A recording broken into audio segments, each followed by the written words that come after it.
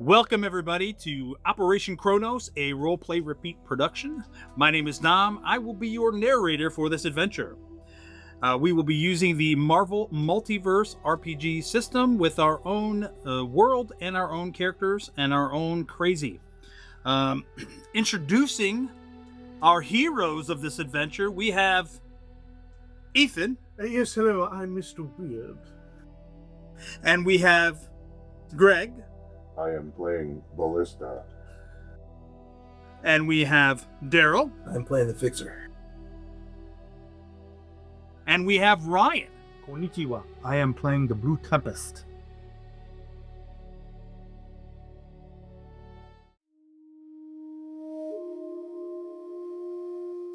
April 17th, 1701.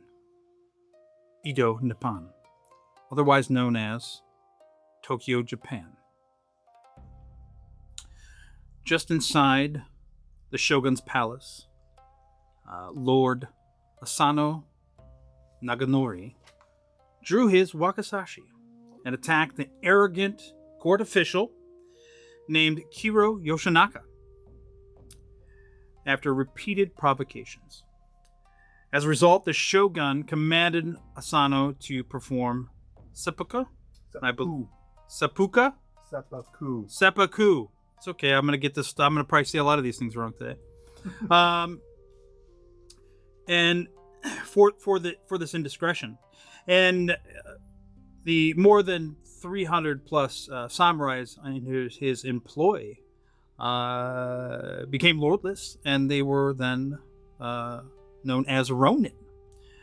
Kira,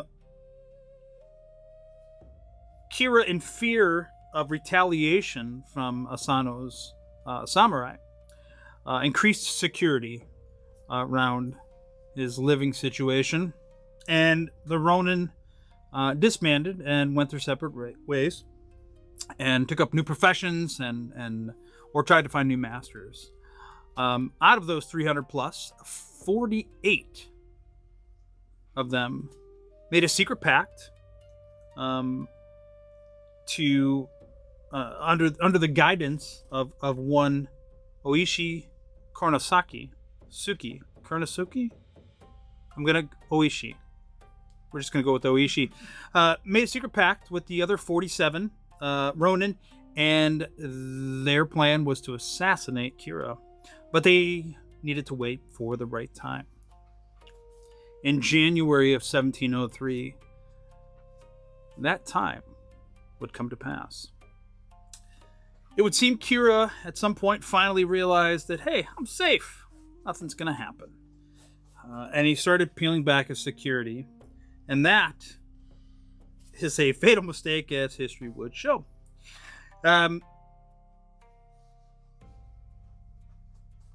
It was on January 31st, 1703, on a fateful snowy night, that the 47 Ronin enacted their plan and executed Kira as he refused, gonna say it wrong, seppuku. Oh, I got it right. All right, I can learn. So after that, the Ronin placed Kira's severed head on the grave of their master Asano before surrendering themselves to the authority. However, there should have been 48. The night was January 30th, 1703. The night was cold. The snow gently covered the ground. The air was still, and the night was quiet. Just days earlier, Hiroshi Tanaka received an anonymous letter with nothing but a date and location. Donning his legendary blue armor under a heavy woolen cloak, Hiroshi approached the outskirts of Edo. He would never make it to the meeting place. Hiroshi. As you approach the outskirts of the city, you see two figures in the distance, about a few hundred yards away, approaching you. They appear to be in full armor, and they are talking amongst themselves, and nothing more.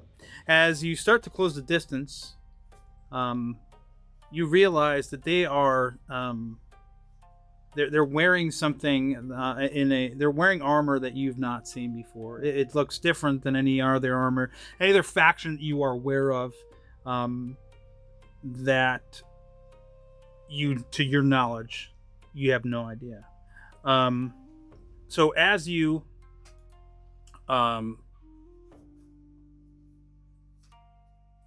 make your way closer, 150 yards, they look like they're picking up the pace. 100 yards, they're picking up the pace. They get about 50 yards away, and you realize that they're going to be like fully charging at you. And they are drawing their weapons, and they're running right for you. I will do the same and draw mine. Okay. I had a pop up and I couldn't get rid of it. So, as you are running towards the two of them, you notice that you're like really close to the outskirts of town, but it's eerily quiet. Like you know it should be, even though it's night, there should be more noise than this, but all you hear as you're running is the sound of your feet smacking the ground as you are in full sprint and armor, and you can hear them running at you, but there's no other sounds. There's no birds. There's no nothing. It's really strange. Roll for initiative for me. Actually, you know what? Would you say you drew your weapons before or after they drew theirs? After them. Okay, so we'll go ahead and just call that the initiative then, because this is. Well, I have edge. Oh, if you have edge, okay, yeah. then go ahead and roll, and we'll just go ahead and roll. Okay, so there.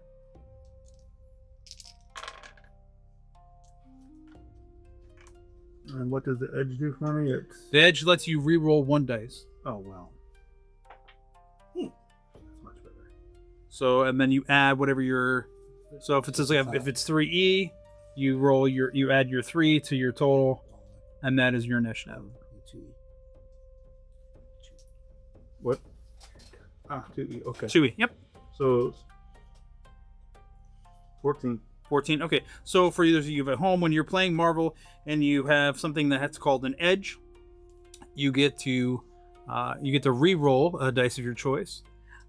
Generally, most people will re-roll the Marvel, because if you roll the red die, it has a lot more benefits to it, which we'll break into, I'm sure, as they happen. And that is part of the rolling there with the edge. You will actually get first swing because I rolled terribly.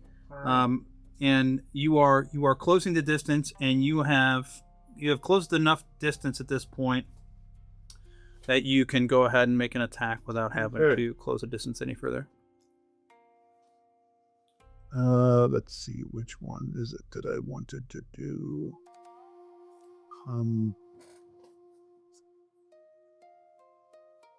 So I will use Furious Attack. Okay. We'll have to spend 10 focus for that. Okay. It'll let me attack 2 close attacks. It's 2 close attacks against separate targets within reach. Let's see a minute. Character splits their attacks to make 2 close attacks against separate targets within reach. For they can focus a single attack on a single target. Okay. So it will make a melee. So, that's pretty good.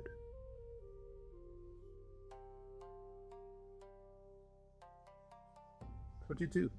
Oh yeah, that definitely hits. What's so both that's for both? You're hitting. Oh, that was just the one. Just the one. Okay. Yeah. The second one. Marvel. Oh yes, Marvel. No, Oh, that's no. a 6. That was a 6. That's a 6. 22. Yeah, those both hit. So go ahead. What was your first? You gotta before you do that next time. Make sure you add up your damage for the first Marvel. So your first colored die. So what was your first set of damage? The Marvel is the Marvel, right? The first one you rolled. What was the first? That blue dice. What was the first? 5. It was a 5. So that'll be your 5 times your multiplier times Well, it's 5. +2 because of the swords. So it's 8. The swords give me a +2 to the damage. +2 to the damage, but they don't give you a +2 to the dice. Yeah, gotcha. So it's times 5. yeah, so 5 times 5, Yes. 25. Then your damage, then your plus damage. So you only get 2. That doesn't seem. What's your melee score? My melee ability score is 6. All right, so you add 6 on top. Yeah, Okay, so 6 and then the 2. and then the 2. So that's an additional 8. Mhm. So you do 5 times 5, then plus 8, Yes. which would give you. It'll only be +6. Just got a modifier +7 in there. That should be for non-combat, probably. Yeah, the non-combat. But Yeah. if you have The sword just adds a bonus to your damage multiplier. So it went from 3 to 5, and then so that's 5 by 5, and then you add your 6 on top. oh, all right, I had that wrong. So it'll be 31. Is that a signature? Oh, it says +2 to the melee damage multiplier bonus. Okay, So you increase. so 31 points of damage to the first one, Right. and what was the second one? There's a 6 there. Okay, It so- probably halves the damage. it's definitely. Does it have the damage, or does it? Is it? What's the? Read the attack again for me. Because my brain's not braining tonight. You're fine. That happens. What's that? Just tonight. Yes, just tonight. Thank you. Ballista. The character splits their attack to make Except that was- 2 close attack against separate targets within reach. Or they can focus on a single target. Make a single melee check and compare it to the target's melee defense. Okay. For these attacks, add 1 to the character's melee damage bonus for every 2 points of focus they spent. Okay. On a success, an affected target takes half that total damage. On a fantastic, it takes full. So it's half damage to both. It's half damage to both if you're using that method. Right. So at that point, you do some crazy, price spinning, slicing thing with Right. both of your swords, and you get some good contact body shots, and they look rough. And they are going to retaliate, of course. So- They have damage reduction too. That's fine. What is your DR? -1. -1. Okay. So that DR comes into play with damage, not the actual hit. So that's 15.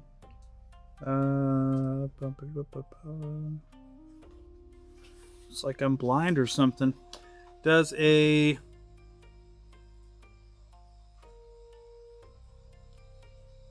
18 hit? Yes. Okay. The first one is going to swing at you, and that will be so now now with your damage, your DR. I feel like something is wrong here, but I could be wrong on this sheet. But that's you subtract from the multiplier or the dice. Refresh my memory. You subtract from the multiplier, and if it goes to 0, then the attack does no damage. Okay, so he swings at you, and it hits your armor and just essentially slides right off. And because these guys are just sucky, it's gonna happen. The other guys can do the same thing, and it's just gonna pretty much just slide right off your arm. Okay. And it is now your turn again. All right. So let's see what do I got here. I will go with my fast attacks, Okay. which also let me split 2. Okay. So the first one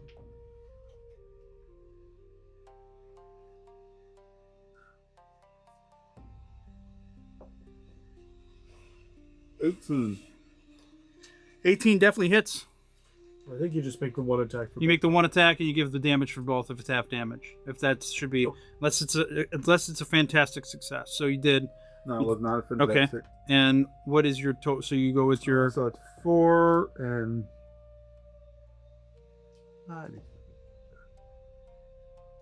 Times 5. So Well, plus the 2 for. that's all right. You don't even have to go that far.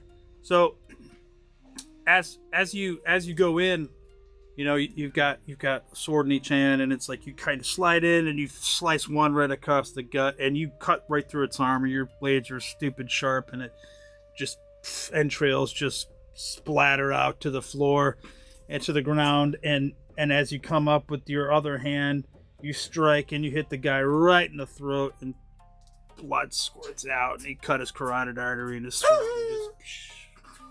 I don't know what sound effect that was. I'm pretty sure that's not the sound blood makes, or anything else. But that perhaps is a dodo bird on set. As you swing through on that last swing, you kind of slide your feet, you know, and you go to stable your, you know, make yourself stable, and all of a sudden you feel what would be like the equivalent of a bee or a spider, but bite or sting, but like 10 times worse. And suddenly you start your vision gets blurry, and your arms get heavy and your knees get weak. You drop your swords and you collapse to the ground. Okay. And that is where you are.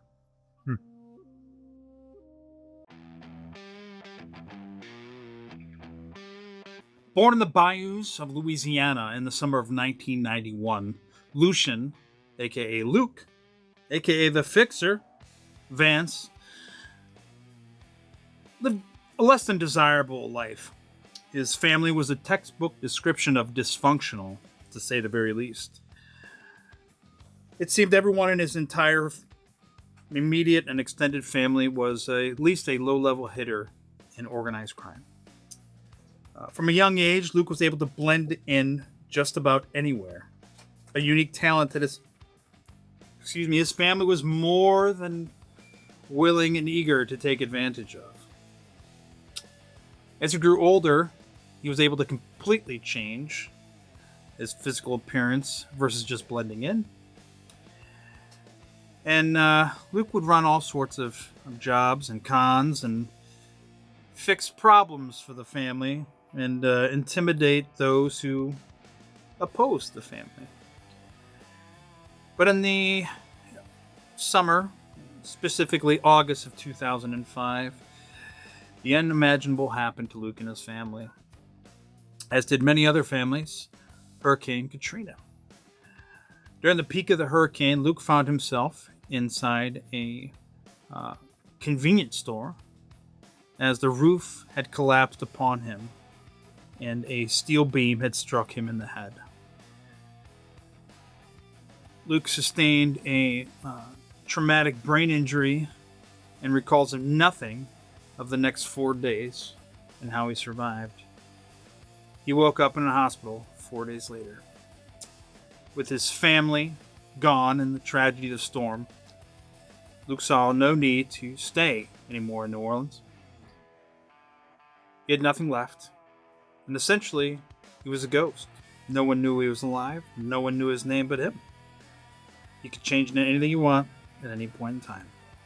So he decided to make his way north and fix problems along the way to make him a little scratch. And eventually, Luke makes it to New York, where he is the talk of the underground for those who had problems that needed fixing. Before he knew it, Luke was all over town, fixing all sorts of problems for the right amount of cash. If you needed something fixing, you just needed to find the Fixer on the dark web.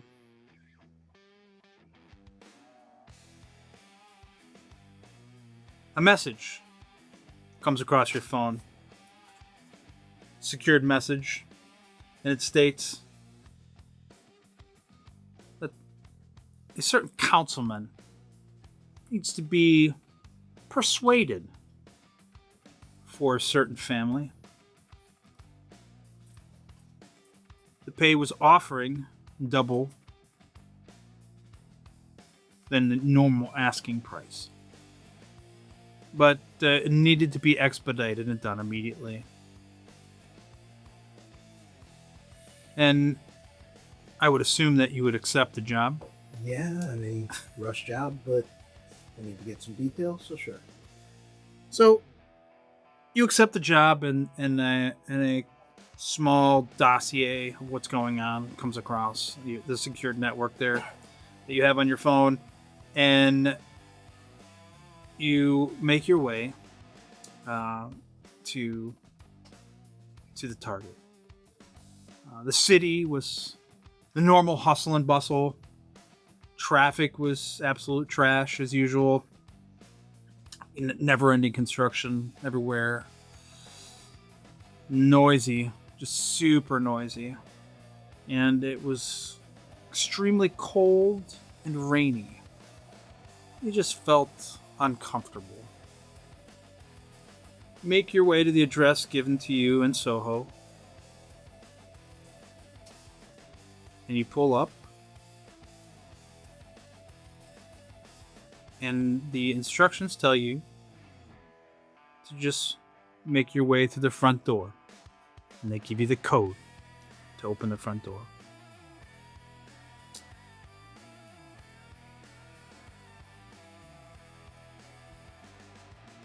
Roll a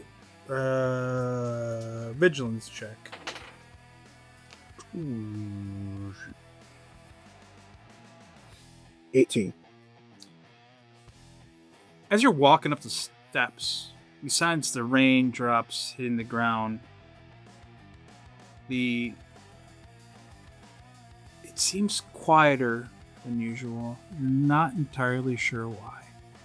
It's New York. It's Soho. Should be a little bit louder than this. Yeah. But it's not. You hear the raindrops and your feet on the ground. You make your way to the door. And you punch in the code. And you open the door.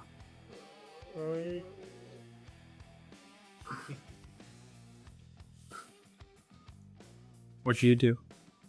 I walk in. Well, actually, anybody here?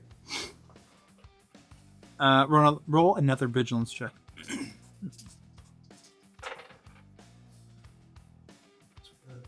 14. All right. You hear some muffled sounds towards the back, but nobody responds. There. Code open the door. This is the right spot. Dossier said I'm just going to have a conversation with the senator. Oh, Councilman. Councilman. Yep. That's still whatever. Yeah. Councilman. So Yep. I walk in. Okay. As you walk in, the door appears to be like on a pressured hinge, right? You know, it's not uncommon. It's slowly closes itself. Mhm. But then you hear a familiar sound to you, at least, doing what you do as a fixer. The sound of a magnetic lock sealing. In that case, there's no code or any panel on the door, is there? You don't see anything right now. Yes. So that's perfect. Okay, well, I'm here to do a job, so I might as well feel what it's about. Okay. Gotta ask. Any windows? Yeah, there are windows. They all seem to be closed.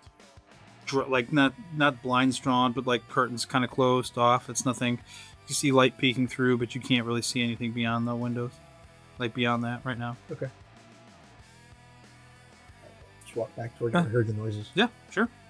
As you come around the as you go down the hallway, you come around the corner. Roll a not dexterity. Roll an agility check.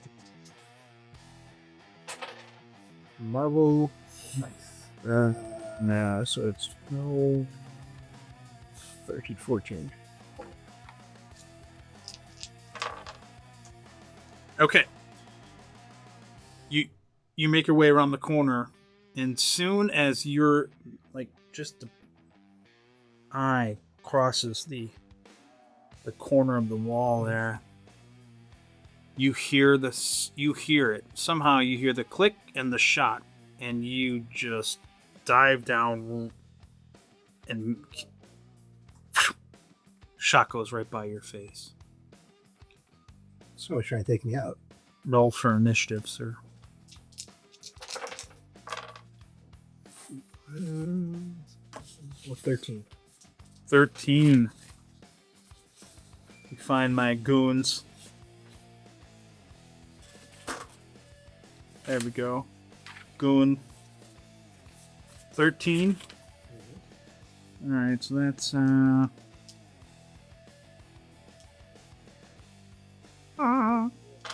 what was that? Okay, yep, that's 7, 9, and that is 2, 6, 7, 8, 8 and 9. So the shot goes off. You somehow hair in the back of your neck, whatever. On top of his head. Then, yeah, right. The hair on the chinny chin ruffled. You kind of dodge out of the way, and you get first go. What do we see? What you see in front of you are two goons. You know they're somebody's family. You know just by looking at them, square jawed, knuckle dragging idiots. So they took a shot. Is there a gun out or something? Yeah, there's two guns drawn on you. Jesus. Okay. In that case, I'm going to command. Okay. And this is a +5, so it's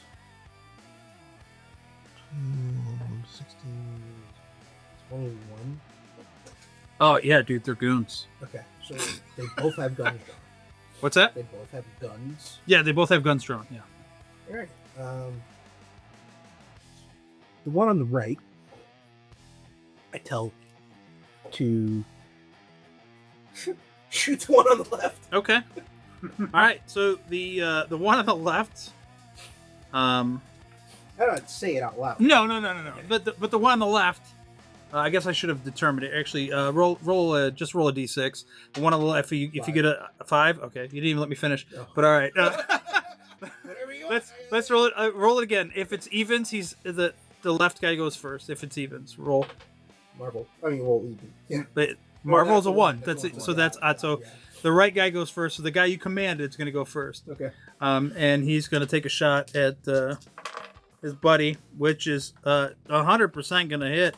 Because that is a yeah, no, it definitely hits, and that's a 5 times 3, 15 plus 2. So that first one takes 17 points of damage, and he, bang! What the hell are you doing, you idiot?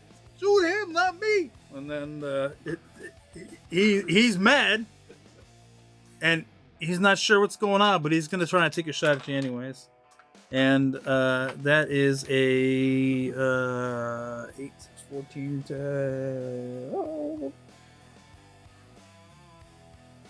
the 16 hit. Agility defense. Yes, it hits.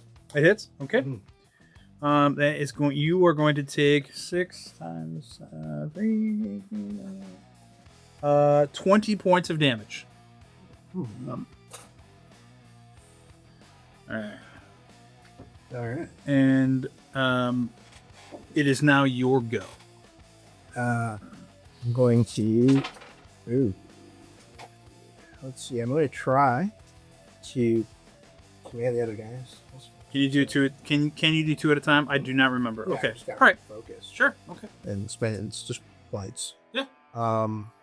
So 10, 16, 17, 8, 7, 16, 21.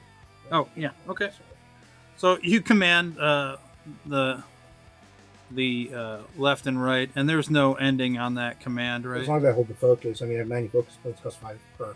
Okay. So, yeah, I'm good. So, we'll just kind of not necessarily have to roll that out, as they literally just themselves. shoot the shit out of each other. And as you're standing there, what I can only imagine would be utter amusement and like a schoolgirl giggle of laughing while you're sitting there. Well, you are bleeding, but I still feel like you're giggling at them. They're shooting each other, and you're like, idiots! You didn't know I'm the fixer. You don't fix me. And no, what are you doing? Bang! What are you doing? Bang! And they're just shooting each other. It ain't that much. And then 20 points. they both finally succumb to their injuries, and they fall to the ground after shooting themselves each other with several rounds. And yeah. you roll vigilance check.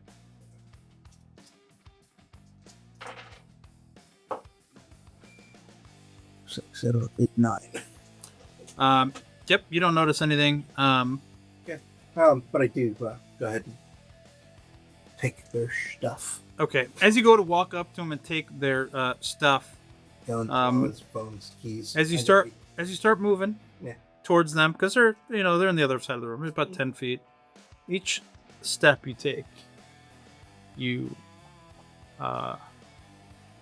feel weaker and weaker and weaker, and you look down. You're grazed, but you're grazed. It's not like a major wound. It just got you in the arm or whatever. But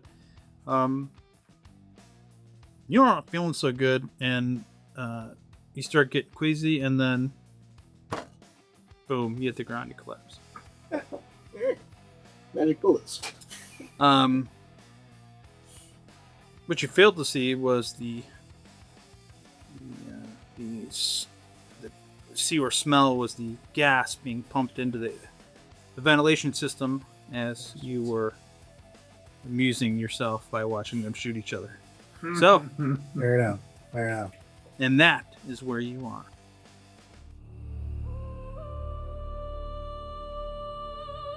In a top secret facility underground, just south of the Navy Yard in Brooklyn. A technological marvel is taking place. The year is 2070, and the global landscape has changed quite a bit. The governments of the world are no longer in control, and corporations have pretty much taken over via technological superiority. It was a slow progression to their control. It dated back to the early 2020s. And mainly because of the invention of AI. The corporations are constantly feuding to control the world. And they are attempting to do so with war, subterfuge, espionage.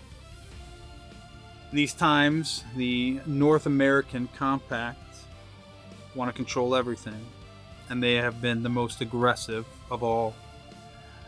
The board devised a plan and created an initiative to create the most advanced strike force.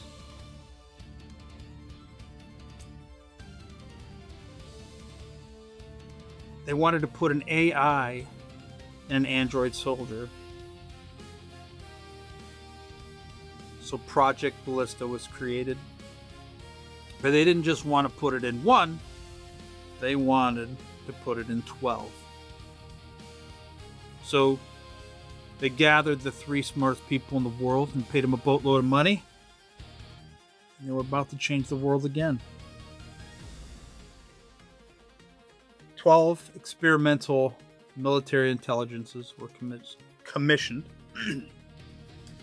each designed around a specific aspect of modern warfare, whether it be logistics, communications, intelligence, predictive modeling, everything that you could think of. They wanted to make sure that they could infiltrate anywhere and be an unstoppable force. Sounds of whirring robotics and servos fill the facility. The smell of metal and oil linger in the air. Suddenly, without warning, a massive explosion happens just above. Fearing the work that he had done would be lost, Dr. Gabriel O'Nears attempts to initialize 3. 3 is the android system that he is currently working on. 3 has been running tactical simulations for the last 5 years in a virtual environment and is about to be awakened. The other 2 scientists try to activate the remaining 11 android systems, and then another explosion. So at this point, I would like you to roll me a D6, sir. We are going to figure out your consciousness. 6. 6. Okay. So with a 6, Dr. Gabriel O'Nears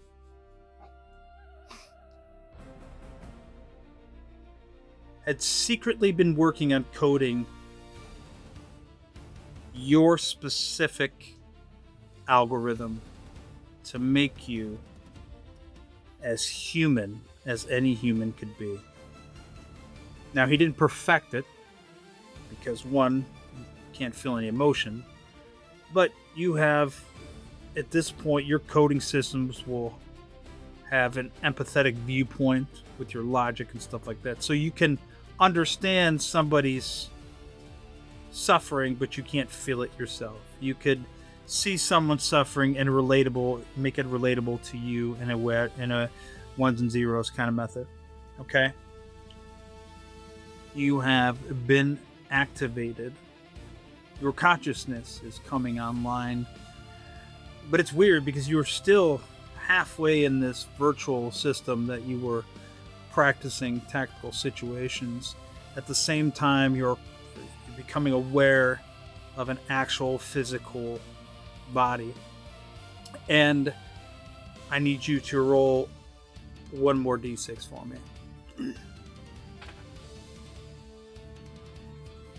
3? Okay. 3 of the other 11 androids apparently look to be that you can't see them yet, but they are coming online as well. And with a sudden shift, you are in the body of this robotic android figure. And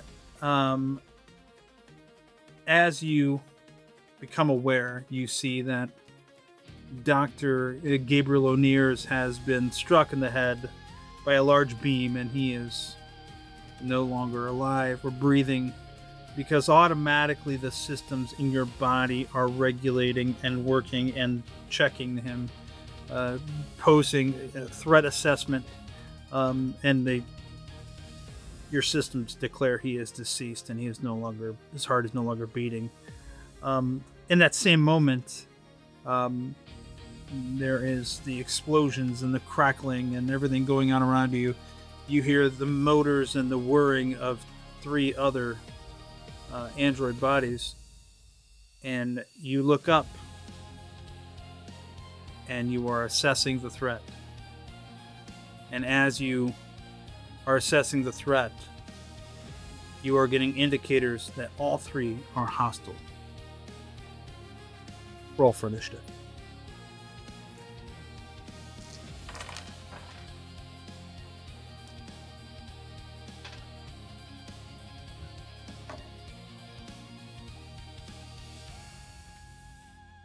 Get the thick guy number. Cool. Thick guy number.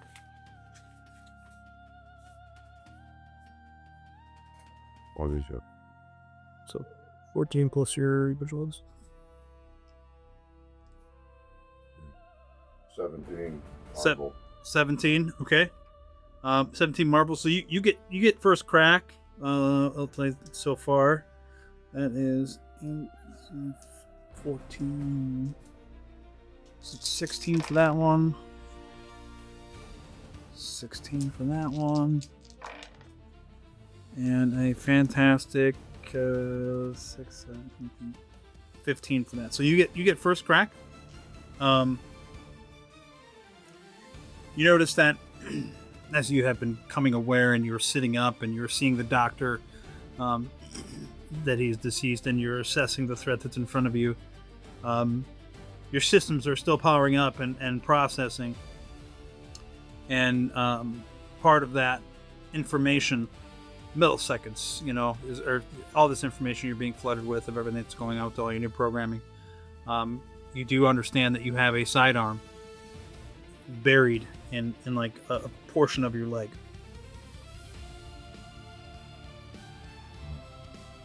Distance to target. You are looking at 50 yards. Copy. We'll go with meters. Kidding. 50 yards. America!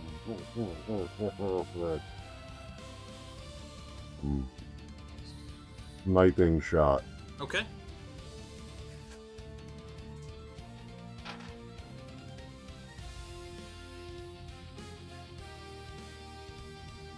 What is the Marvel count there? 6. 6. Okay. And fantastic. Yeah. 6. 17 to hit. Marble. Okay, you definitely hit. What is your sniping shot? What is the benefit? Assessing. Ballista has rolled a fantastic. In Marvel, a fantastic comes with an extra bonus. Depending on how you use it, it gives you a lot of cases it will give you double damage, or multiple targets it'll give you full damage.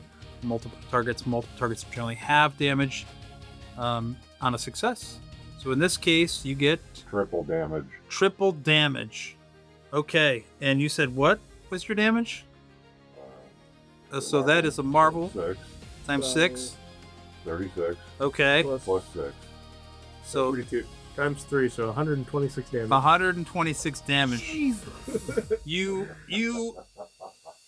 literally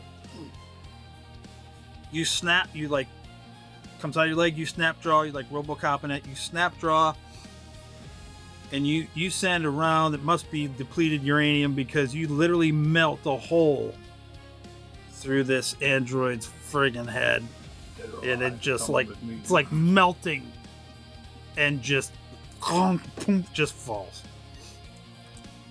And we didn't identify which one that was, so I'm assuming it was the one that was in the front of you, as they would have been in order, and that would have been the one that rolled the Marvel. So it is your turn yet again, because that one was the first one to go. Distance to target. You are now at 51 yards. Still same difference relatively. 51 Swiping. yards? 51 yards, yeah. Not as great. I said yards. I meant feet. The whole time I've been saying yards, but 51 feet. Yeah. Like 12. that's a distance. 12. I'm like, why are they so far apart? 12. Yeah, you can go ahead. So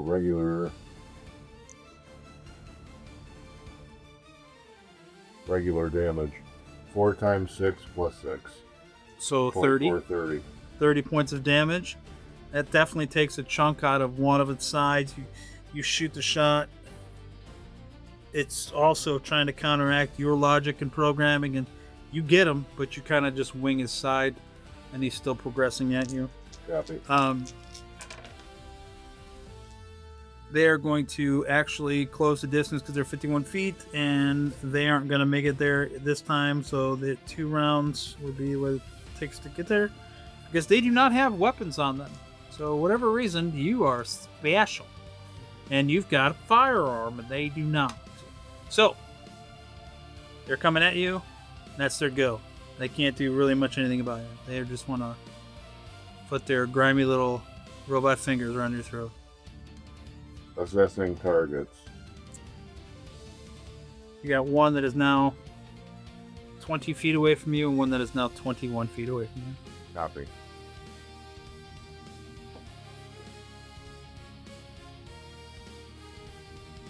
Close distance protocol. I will engage the closer one. Regular attack. Okay.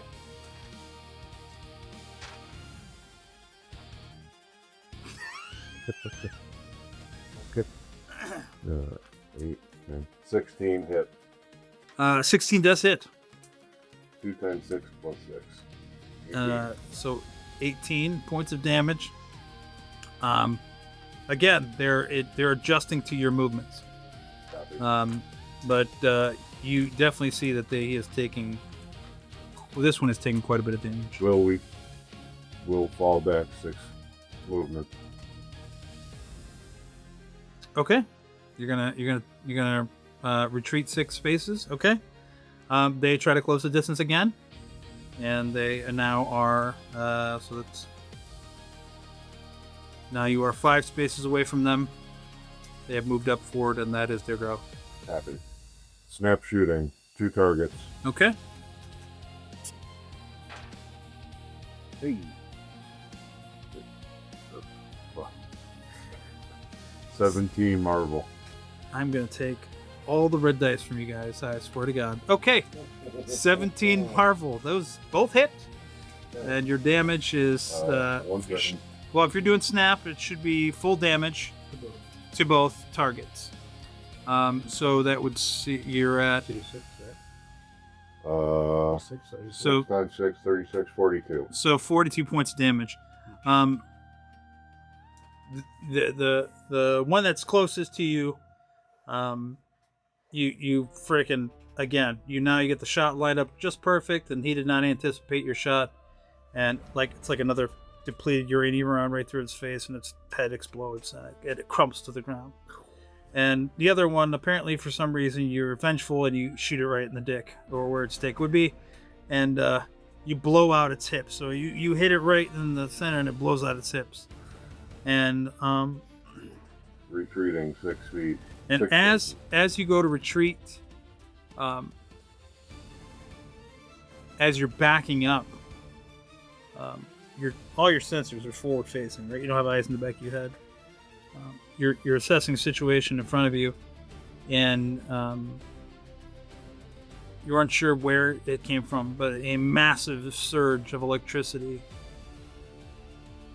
You feel it pound right through you, and everything shuts down. And you are deactivated.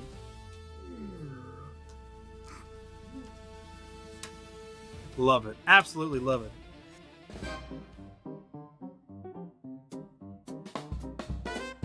July 20th, 1914. Whitechapel, London. Something foul lingers in the air on the edge of his perception. I apologize. A darkness greater than he has ever seen, just beyond his sight. It's been less than a month since the assassination of Archduke Franz Ferdinand, and war is seemingly just on the horizon.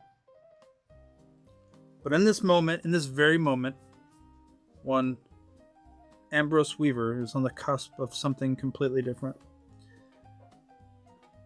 Once darkness falls, Ambrose dons his vagabond alter ego, Mr. Weird.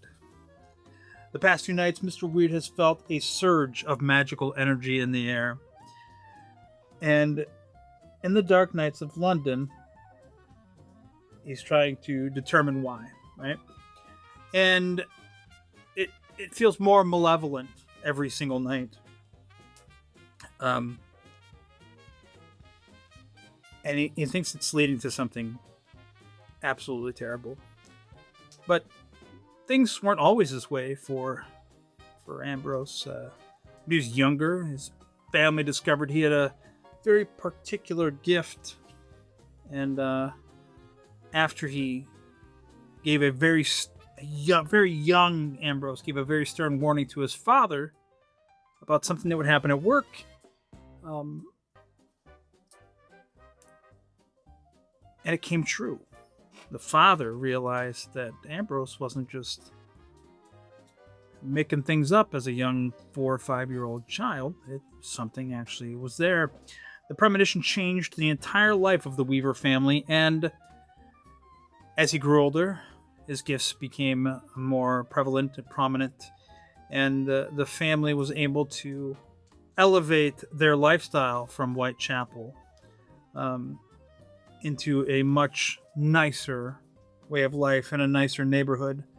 And as they grew from poverty, he eventually became inducted to the Hermetic Order of the Golden Dawn. And albeit his stay was just a brief couple of years, he learned quite a bit of magic and honed his skills even more so. And things started to fall apart due to a certain influential figure, which fractured the group. And instead of staying, Ambrose decided to leave and take his talents elsewhere, so to speak. And as he was trying to determine his path, he decided the best place to start would be to help the people he could in places like he grew up in Whitechapel. And that is where he started helping people through various methods. But right now, this magical darkness is overtaking everything in his mind. It's what he thinks about all day and all night.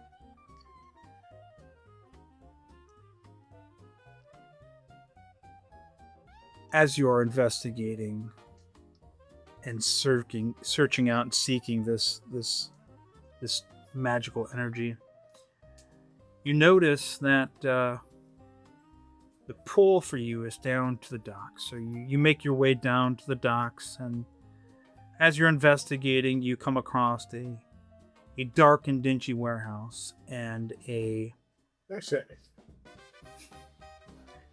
light, purplish hued light is flickering up in the upper windows of the warehouse. And you feel like this is the place. Well, seeing this flickering purplish light, I shall call upon the wings of Horus to raise me up to the window. I cast a spell and I fly to the window. Okay, so you fly up to the window, and the window, as you reach up there, the window is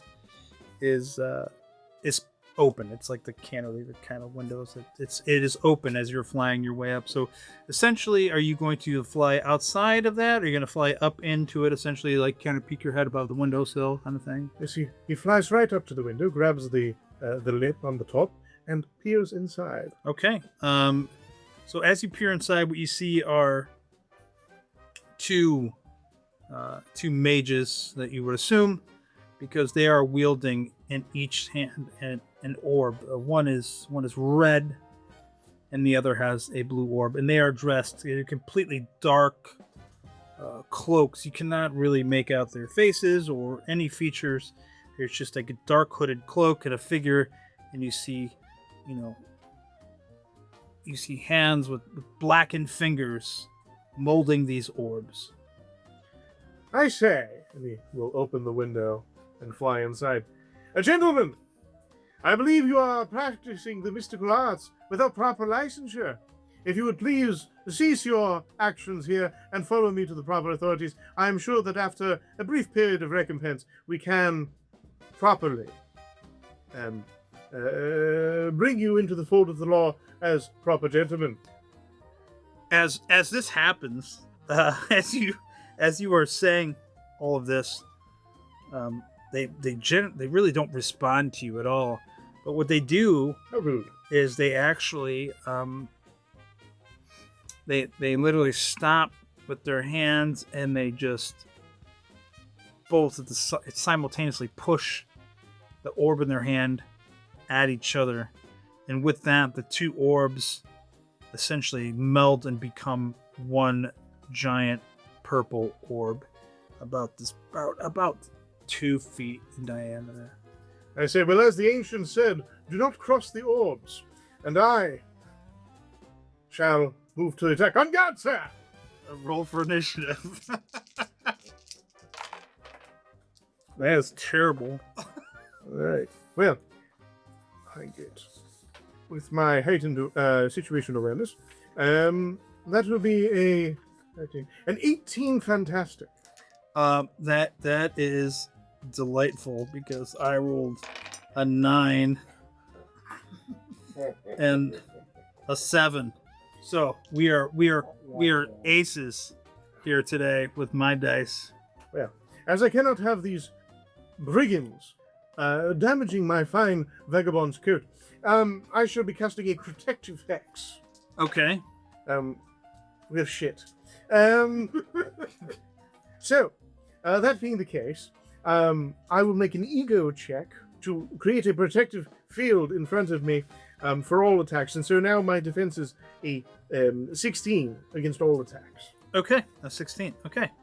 So the first guy, well, now it's your turn again because you got a fantastic. So that's your bonus round. Indeed. And now it is your turn anyways because you still did better than everybody else. So Yes, well, I say, as you practice the magics of the dark, perhaps you shall enjoy seepage into the darkness, and I will use my vapors of Voltura to endarken the whole room, and these little pokes coming out of the darkness shall harm one of the targets. for the record, I don't think anybody likes seepage, but Well, that's just me. they shall like this seepage even less. Make an ego check against their vigilance defense. Okay. Yes, of him. I should say that's caught. A fantastic success, sir. That is a 17. That will hit. Well, they shall suffer on the order of. Sorry, math is hard. 84 points of damage. Oh, with a fantastic success. 84 points of damage Yes. to both of them. Oh, no, just the one. Oh, just the one. Yes, the other one is blinded. That's a lot of damage. Thank you, my good man. So Not quite 121. as that happens, you like Oh, I'm sorry, 82 points of damage. 82. Well, regardless, it's okay, because what you see is as you cast your spell, it's like it just eviscerated, eradicated from time, and erased from time. If I may say so, Everything. I did intend to incapacitate rather than kill. Oh, that's okay Okay. because it's not going to change what happens. Well, all right. then. Regardless, what That's happens is, well, you don't even know. You don't know. He essentially just disappears, and the cloak itself just falls to the floor. And This is then, some Obi-Wan bullshit. and with that, the purple orb starts to pulsate very rapidly Oh dear, pulsating purple orb. as it's growing. I say, sir, I recommend that you cease whatever you are doing. This seems to be spiraling out of control, and I fear that you have put yourself in danger, sir.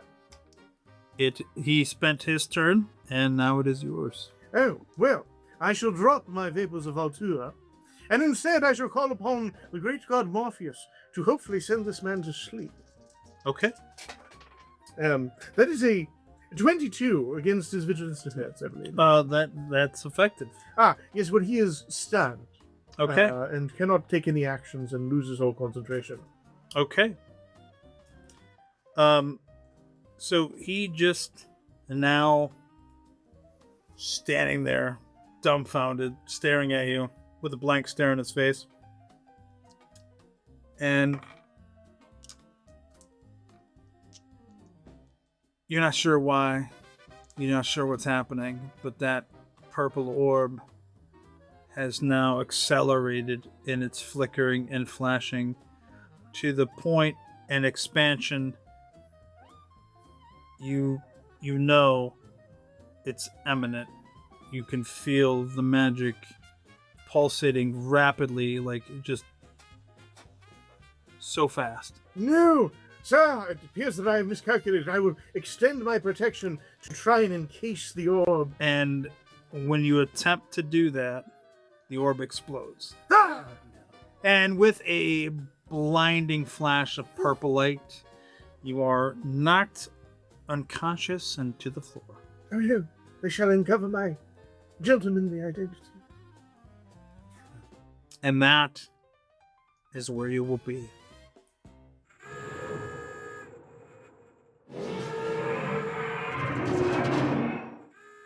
A deafening, almost rhythmic klaxon horn blares loudly in the background. Saved me hours of editing with those sound effects. The air smells heavy of ozone and scorched copper and static electricity. You open your eyes, each one of you, to find yourselves lying on individual metallic gurneys, arranged in a circle. Neon blue lighting flickering violently overhead. And sparks rain down around you from exposed wiring.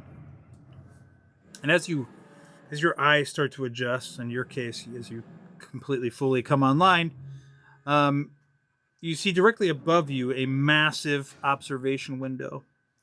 And outside that window, you see a terrifying void of swirling, infinite violet and magenta clouds just swirling around outside this window.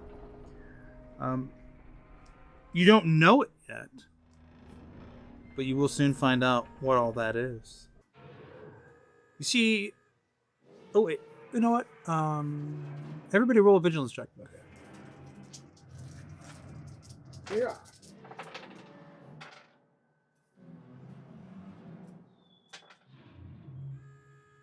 What am I adding? Just the Cured? yeah. Okay. 21. What's that? 21. 21? 15. 15, sir. 12. 12? I would say this is probably all of you would notice this would be something that you're stuck on your back at this point, looking right up, and you notice a small crack in the observation window above you, and suddenly you hear the sound of like fingernails on a chalkboard almost, as the crack starts to spread. As you instinctively try to sit up, the three of you, and you automatically try to sit up, you find that there are really heavy, cold, metallic bracers clamped tightly around your wrist, and you are magnetically charged to the gurney. You cannot get up. And as you look at them, you're kind of trying to sit up. You see... What's that? Who's next to the robot? Who's next to the robot? I would say you're in this position right now. Okay. They pulse with a steady blue light around your wrists. As you hear that awful sound again, as the cracking and the splitting happens, all of a sudden it just quickly starts to spider web outward from the crack that you saw. And you can start to feel like a gravitational, almost like an elevation, like you're being levitated off, but you're still magnetically stuck to these gurneys. And just as the glass gives way, bam! A thunderous boom, 2 doors slam shut above you. Now the room is a little darker as the lights are still flickering and stuff like that. The observation window is now sealed off by these breech doors. And suddenly, the bracers demagnetize and snap open. And you are able to sit up and realize that you guys are not alone. The 4 of you are together. Good heavens. And Right. with that, the initial notice and trying to figure out where you guys are, what is going on, the only person that would have any idea of where you might be would be Ballista. Now, it is up to you if you would like to say anything at this moment.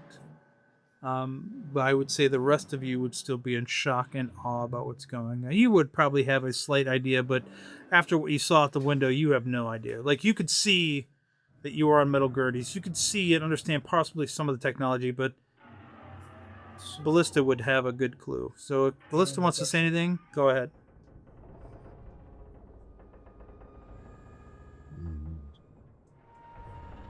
Utilizing fresh eyes, I would like to assess our surrounding. Okay. Go ahead and roll a vigilance check.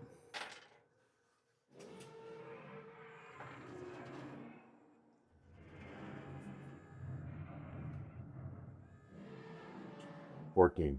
14. With a 14, you would feel that you are in a cargo hold of some type of ship. What kind of ship, you have no idea, but you definitely understand, and you're assessing the situation, the metals, and that you see around you. You analyzing the data, you would know that this type of quality of metal would be used for something to withstand great pressure. But other than that, you're not entirely sure what's going on. And in that, you hear a sound to what would be to your left, to your right. You hear the sound of it's like a screeching, horrifying sound, and you look and you see that there are 2 like large doors that kind of shut together, and they are starting to buckle and creak. And as that happens, a large blue head of some sort pops up almost immediately and to your vision, to where I would be sitting if you were to look at me right now. Looking at I'm the bulkhead door. Boom, a big giant blue head, similar to mine, believe it or not. It's crazy. And it's quite flickering. It's not, you can make out that it's a head, but not a lot of definition, not a lot of understanding. And I would like you and you to roll I believe that would be, I'm not gonna lose any sanity here, but roll a logic check.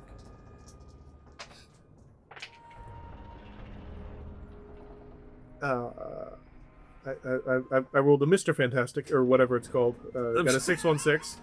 Wow. For a 21. I'm sorry you wasted that on this roll. 11. 11. You would think that it would be a spirit of some sort. Witchcraft or something. Yeah, you would think spirits. So like you're questioning how you got here, and maybe thinking you're in the afterlife. You would see it as breaking it down with Some strange technology. technology. You're not sure how it happened or why it's happening, but you definitely realize it's technology. And with that, hull breach, security grid failing. Heroes, you must awake. The entity known as the Creator has tracked my signal. He is trying to purge this vessel and erase you before you can secure the future. Defend the hub. And Question. Do I understand anything he said? I would say, nope. Okay. For right now, nope. And as this happens, you realize and hear more anything. There are foot lockers like underneath the gurneys you were on, and like doors like kind of slide open. And what you see there are your weapons or gear that you had on you. The last thing that you remember. What about the guns and dudes here? No. Sorry, buddy. Everything that was on your person or you had with you in your gear is there. And as you look down at your individual lockers, oh, wait, I guess we'll wait till next time. So thank you for joining us, and we appreciate everything that you're doing. And please like, follow, subscribe, bell, all that good stuff.